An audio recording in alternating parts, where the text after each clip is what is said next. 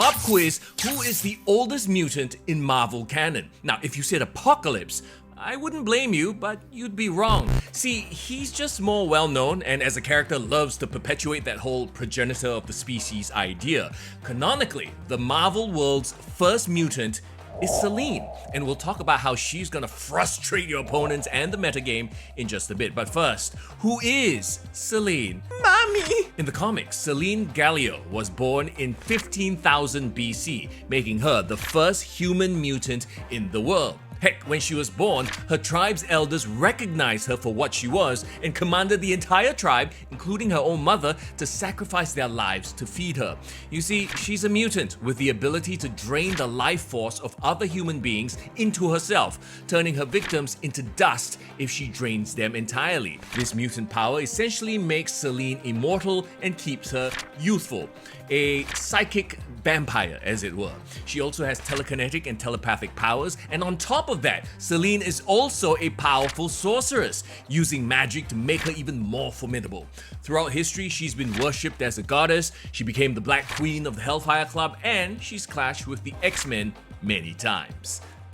Mommy! In Marvel Snap, Selene is a one-cost, -1 power with the on-reveal ability afflict the lowest power card in each player's hand with -3 power. So right off the bat, Selene is one of the strongest one-cost cards in terms of power swings, especially in the Toxic Junk archetype, which Selene is going to take to the next level. Not only are you giving a card in your opponent's hand -3, if you can Viper or Annihilus your own afflicted card over, that's another -3 for your opponent. Also, you're afflicting the lowest power card in your opponent's hand, right? Well, typically low power cards have more powerful effects. They're the combo pieces that your opponent can't or won't play now because it has -3. I mean, a -3 Iron Man. Obvious synergies are mainstays of the Toxic Junk archetype. Hood, who is now -6 if he's in your hand when you play your Selene. Viper to toss over the aforementioned Hood. Annihilus to send over or remove negative power cards on your side. Green Goblin and Hobgoblin, who get even more detrimental to your opponent when they switch sides. Heck, you can Falcon Selene back to your hand for more affliction goodness in a bounce shell.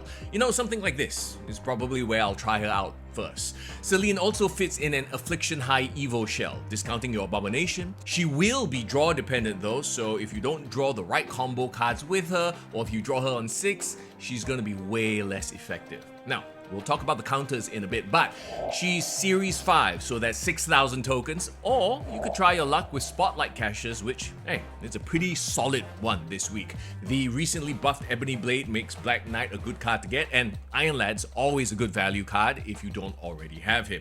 Now, I'd say if you don't really care for the Toxic Junk archetype, Selene's pretty niche, so you don't need to get her, but if frustrating your opponents is a thing, Selene's gonna be an MVP in that archetype, which by the way means that Luke Cage stonks are gonna rise, and yes, he recently got nerfed, but it just means you need to play your afflicted cards more strategically then, right? Shadow King is another counter because we always think of SK as a card that reduces buffed cards, right?